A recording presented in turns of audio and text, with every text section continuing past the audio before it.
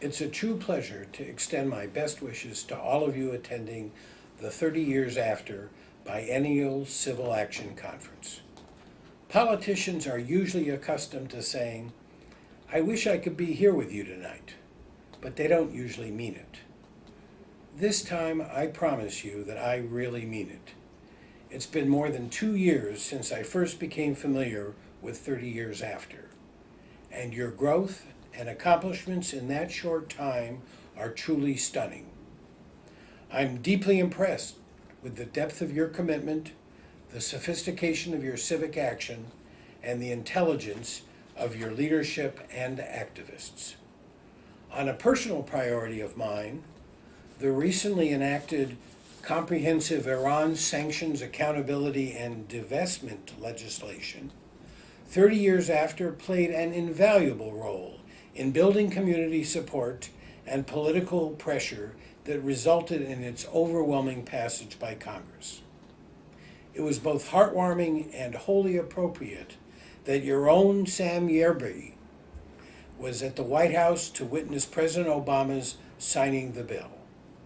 It is by far the toughest sanctions regime ever imposed on the Iranian regime and is already having dramatic impacts on investments in its energy sector, its ability to import gasoline, and perhaps most importantly, its financial system. Under President Obama's leadership, an international coalition is being assembled that is dedicated to working with us to stop Iran from having a nuclear weapons capability.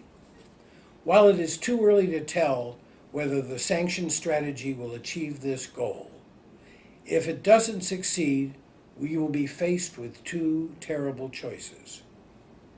First, military action directed against its nuclear facilities, and secondly, and even worse, living with a nuclear Iran.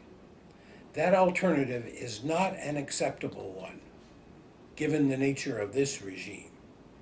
Unacceptable not just to Israel, but to the United States, Iran's neighbors, and to the cause of international stability and non-proliferation.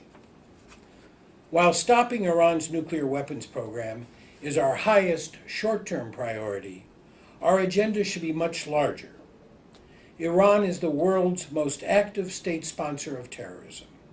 It seeks hegemony over the entire region, and it has robbed the great Iranian people of their freedom, liberty, and the inalienable right to choose their own leaders through a systematic and violent suppression.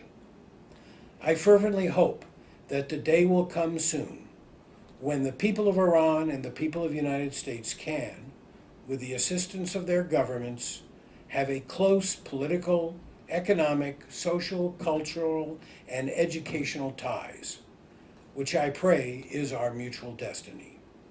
In closing, let me thank 30 Years After for all that you have accomplished, and at a personal level, from bringing me closer to the Iranian American Jewish diaspora, many of whom I'm honored to represent in the House of Representatives. Thank you very much.